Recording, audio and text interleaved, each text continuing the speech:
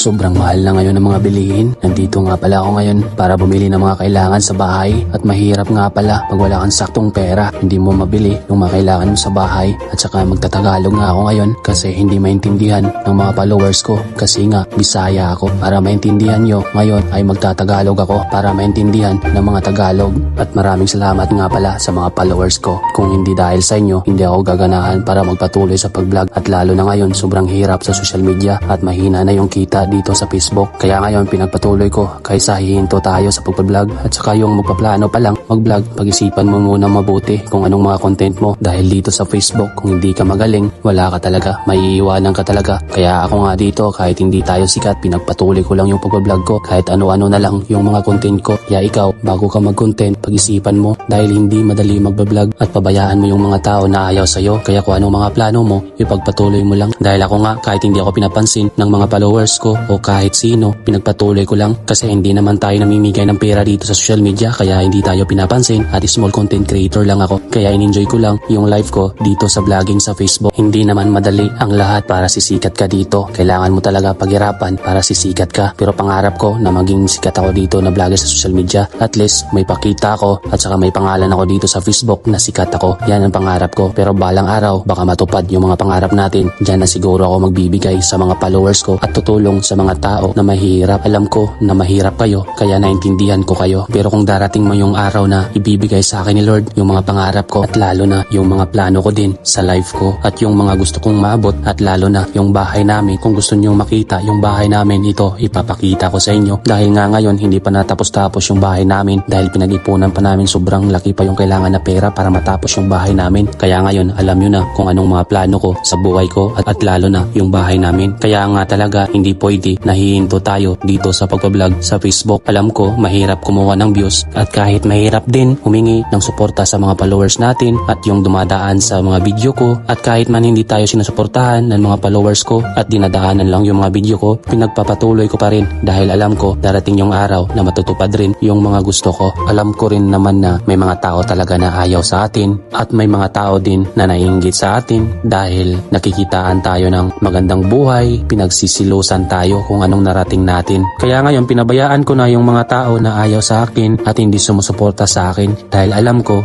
na naiinggit talaga sila. Ganyan talaga yung buhay pag naiinggit sa atin yung mga tao dahil nakitaan ka, dahan-dahan na dumating yung binibigay sa atin ni Lord na blessing. Nagpapasalamat din nga pala ako sa lahat ng dumating sa amin at lalo na sa asawa ko. Dito naman sa bahay namin, ito yung likod na hindi pa tapos dahil pinag-ipunan pa nga namin para may pagpatuloy ang pagpatrabaho namin. Mas maganda kasi yung magpapatrabaho tayo na tuloy-tuloy para madali lang matapos talaga. Ito nga pala yung bahay namin. Kung nakikita nyo, sobrang laki talaga itong bahay na to. Alam nyo ba yung nagasto na namin dito? 2M na po mahigit, pero hindi pa rin tapos dahil sobrang mahal nga ng mga materialis ngayon at lalo na sa panahon ngayon. At ito, pinagawa ko nga ito dito sa likod for the meantime para yung mga gamit namin dyan sa loob may lagay namin dito sa kusina. For the meantime lang naman ito dahil balang araw ay papatuloy na natin yan. Siguro kung darating yung araw na yun na magpapatrabaho na kami, papakita ko sa inyo at mag-update ako sa inyo sa bahay namin na pinagawa ng asawa ko. At ito lang naman dahil nagkabahay kami dahil sa business namin. Pakita ko din kung anong business namin at baka magustuhan nyo at baka interesado kayo. Marami na nga pala kaming mga reseller kahit saan-saan na lang na lugar. Alam nyo, grabe yung binigay sa amin ni Lord na challenge para makabangon kami. Lalo na ngayon, dahan-dahan na kami bumabangon at sa mga pangarap namin at dahan-dahan na rin binibigay sa amin. At ito nga pala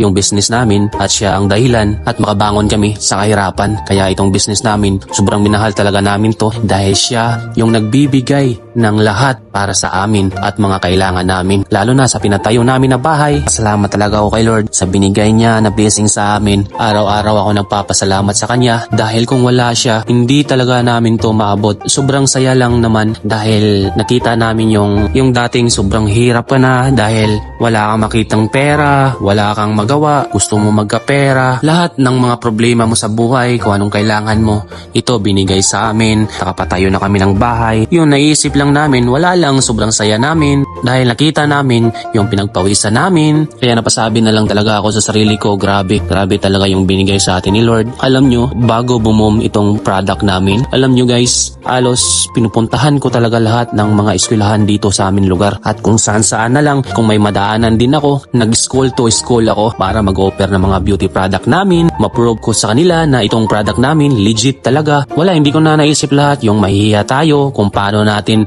i-offer sa kanila yung product. Kinaya ko lahat para lang makaahon kami sa kahirapan dahil sobrang hirap talaga. Pero nung araw na yon na binigay sa amin, sobrang thank you talaga. Dahil nung araw na yon na natapos ako, na nag-school to school ako, may mga reseller na kami at marami na nag-order sa amin. Kaya napatayo namin yung bahay at lalo na sa mga personal namin, nakabili kami, mga alahas, kung ano-anong mga gamit sa bahay, mga rip, TV, lahat galing yan sa mga beauty product namin. Kahit ulit-ulitin ko man, magpapasalamat ako. Wala akong pakialam kasi sobrang happy ako, sobrang happy kami na yung pinagpawisan namin, nakita na namin talaga. At lalo na sa pagpapatuloy sa pagpatrabaho namin ng bahay, tapos makita namin ang finished product sa bahay namin. At kung nakarelate ka man sa video nito, pwede ko ba mahingi kahit react lang at comment, at kung magustuhan mo itong video na to, at pakishare na lang din po ako. At gaano man kahirap ng ating buhay, laban lang tayo, nararaos din tayo sa hirap ng buhay.